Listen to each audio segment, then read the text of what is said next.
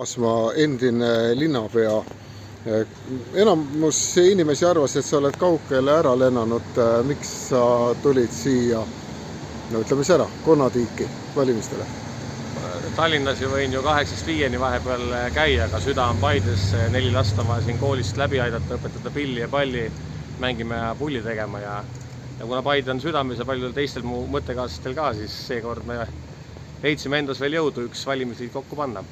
Öeldakse, et ega Isamaa vastu kellelgi siin šanssi ei ole, kas sa arvad teisiti?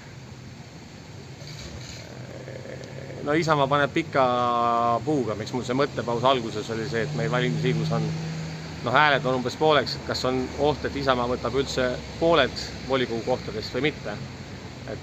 Aga Isamaal on sel korral kõige tugevam nimekiri kahtlemata. Ütle üks oluline asi, mis sulle mõne valija sinu arvates võiks juurde tuua? Me teeme südamega. Päriselt, me teeme südamega, see on meie kodu.